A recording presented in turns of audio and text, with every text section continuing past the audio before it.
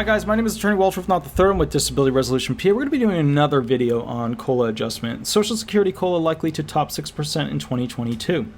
So it was originally like 4.7, then it was 4.9, then it was 5.3, and now we're going over 6%. It could potentially even go to 7%, 8%, 9%, 10%, who knows? Because we know a depression/recession is coming up. We know that basically the entire world, many areas were shut down. We know that this is much bigger than the housing crisis of 2008. Let's read what they had to say over at Investment News. Continuing inflationary pressures could result in the largest cost of living increase in benefits since 1983. This was written by Mary Beth Franklin, July 13th, 2021. So this is a very recent article. Continued inflationary pressure means retirees could receive the biggest cost of living increase in Social Security benefits in nearly 4 decades starting next January. Sounds good, you're getting a lot more money, but it's not good because it means that your cost of living is significantly higher, which means that you're not really getting any more money. The Bureau of Labor Statistics reported that the Consumer Price Index leaped 0.9% in June from the previous month and was up 5.4% over the past 12 months. The June increase was the largest year-over-year increase since 2008. And we both know that in 2008, in that area, there was some Obama president magic where they did not properly adjust the COLA and really screwed over a lot of the disabled and the retired. If you ever get a chance, look at the COLA cost of living adjustment for that whole 2008 era right there. You will be sad. You will be surprised. All right, here we go. Next thing. Okay.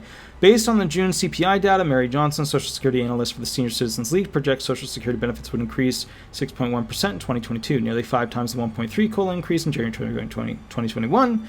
If current inflationary trends continue through September, the result could be the largest annual cost of living increase in Social Security benefits since 1983. Cool. Today's robust inflation data surprise and strength in price increases, which will likely persist in the short term, said Rick Ryder, Chief Investment Officer of BlackRock's Global Field Income Investment Team. Much of today's inflation is due to reopening factors and supply constraints, but as supply chains normalize from COVID-related shocks and inventories are rebuilt, we expect much of the recent inflation will be more transitory, with some longer-term stickiness and pricing pressure. The official COLA for 2022 will be announced in October, which is, you'll see a bunch of videos coming out in October. COLA is going to be, It is based on the increase in the average CPI for the third quarter of 2021 over the previous year's third quarter. Johnson said she was flabbergasted by the huge jump in June CPI. This is the highest COLA estimate that I've ever made in 26 plus years of researching the COLA, she said. While retired and disabled beneficiaries are looking forward to an inflation boost after years of very flat COLAs, we are hearing stories that many are having trouble, Johnson added. Some whose retirement savings were negatively impacted in 2020 have had to dig deeper into those savings because of the significant increase in costs this year. Fuel prices, food prices, blah, blah, blah, blah, blah, blah, blah, blah, blah. Pretty much everything rose. There were a few items that didn't, but pretty much everything rose. If the next year's COLA turns out to be the largest since 1983, that would be quite a coincidence, since 1983 was the last time that Congress approved major Social Security reform legislation. Those changes included a gradual increase in the full retirement age from 65 to 67, the imposition of income taxes on Social Security benefits for the first time, and the creation of the Social Security Trust Fund to hold excess tax revenues designed to help pay benefits when payroll taxes alone were no longer sufficient. A lot of people don't realize that that happened in 1983. That was a long time ago. Those trust funds continued to grow for about 25 years before Social Security began tapping them in 2010 to augment benefits as the first wave of baby boomers started retiring in the wake of the Great Recession. The trust funds are expected to be exhausted within the next 15 years unless Congress acts. Now, that's not accurate. They will be exhausted sooner than that.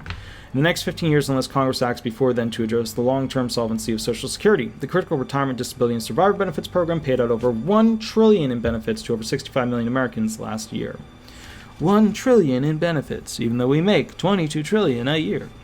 Social Security watchers are anxiously awaiting the latest Social Security Trustees report for an indication of how the economic fallout of the pandemic has affected the trust funds. The last report, released in April 2020, forecast the trust fund would run dry in 2035. At that point, Social Security would be able to pay only 79% of the projected benefits unless Congress acts before then. But last year's report did not take the pandemic into account. There has been no indication when the 2021 trustee report will be released. Because how do you calculate the harm done by a pandemic? Right? They need more data. They need more metrics. They need more time. But we're not going to give it to them because we're all going to start complaining. We need the report. And the report will be very inaccurate, but still, we need a baseline. President Biden campaigned on strengthening Social Security, increasing benefits for vulnerable populations, including boosting minimum benefits for the poor and extremely old, offering credits for caregivers, and increasing payroll taxes on those earning $400,000 or more to help pay for those expansions and benefits. But any future Social Security reform will require bipartisan action. It's pretty much always, to some degree, required bipartisan action. They always say this stuff like, for the first time ever, for the first time ever. Biden needs it, Trump needed it, Obama needed it, they all needed it. Something that's in short supply following the president's firing of Social Security Administration Commissioner Andrew Saul last week. They'll get over it. They'll move past that. Saul, a Trump-era appointee, was scheduled to serve his 6-year term through 2025 with the administration. Now, that was a smart chess move on President Trump's point there. He set him up to continue. Whether or not President Trump thought he would lose or what would happen, I still think he doesn't think he would lose or would have lost. But he set him up for a long-term serving with the Social Security Administration, 2025, all the way out to 2025. Since taking office, Commissioner Saul has undermined and politicized Social Security disability benefits, a White House official said this week. The official listed a litany of grievances, including terminating the agency's telework policy, used by up to 25% of the agency's workforce. Now, wait a minute here. Your government employees, hard at work, were allowed to, for many days of the week, work from home. Now, as we all know, government employees are not the spectacular leaders of the free world when it comes to efficiency, working longer hours, and getting things done quickly and accurately, and pushing. No, that comes from the private market. So then why do all these government employees get to have all this time off where they're working at home?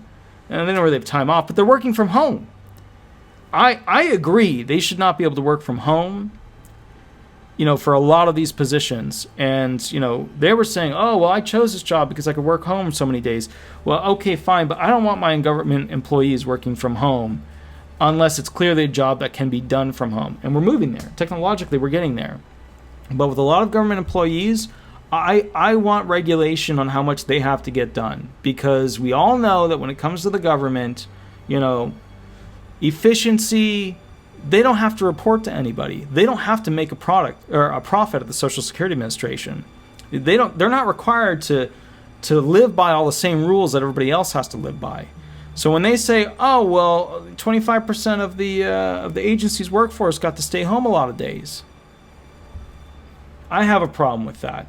I don't know if you have a problem with that, but I have a problem with that. Have you ever called the Social Security Administration and checked in with them, and they're like, oh, this person's not in the office today, but then you can't get a hold of them even though they're working from home?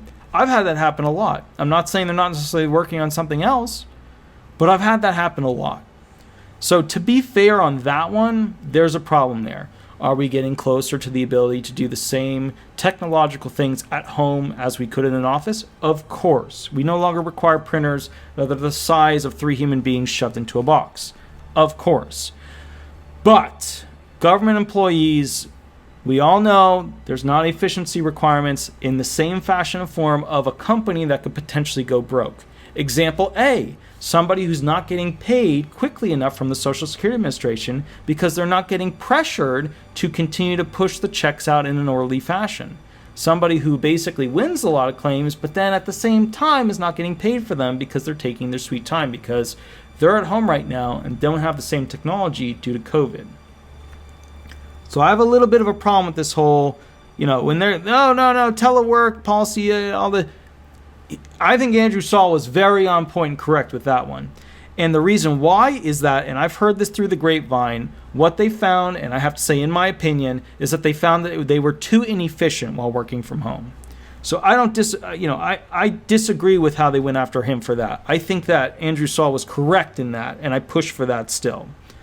Not repairing SSA's relationships with relevant federal employee unions. Okay, that one, yeah. You want to have good relations with them, etc.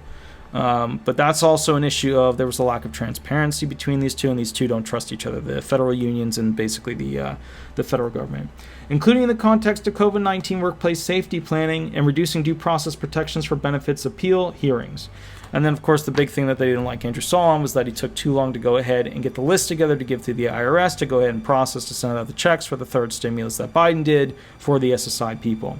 That's the main reason right there. That's why Biden didn't like him, because President Biden looked at the situation and said, you're not getting these checks out. It makes me look bad, so now I'm going to get rid of you. Which, you know, Commissioner Saul in that instance was being a boss. He went to the IRS and said, you want us to do more? You got to pay us more. You got to pay my employees more. Now, in the private market field, he would be a hero for that because he just got his employees more money.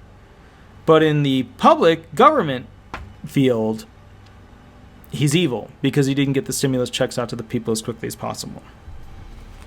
There's two sides to this stuff. I hope I give it to you guys, and I hope you think about it. Congressional Democrats cheered Saul's firing as long overdue, but Republicans charged the administration with playing politics. As a result, prospects for bipartisan agreement on crucial Social Security reform anytime soon just got a little dimmer. Now, wait a minute. It is the job of the legislators, right? We don't have to hire for them. We don't have to give them the little baby sucky thing that they put in their mouth, okay? It is their job to communicate between each other and figure out how to make this thing, the United States government, work better for the people. That's their job.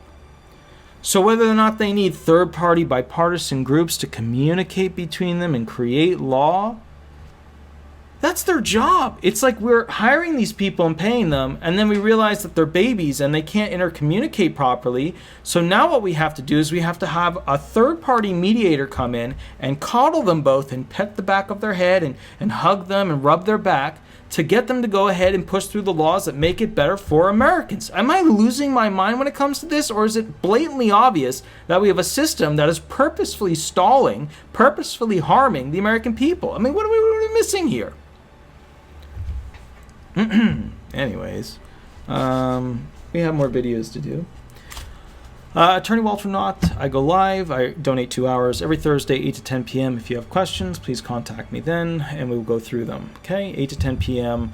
Eastern Standard Time live on YouTube. You'll see me on YouTube. I go live. I answer this phone, and we answer questions live. All right. Have an absolutely wonderful day. Thank you so much. Bye-bye.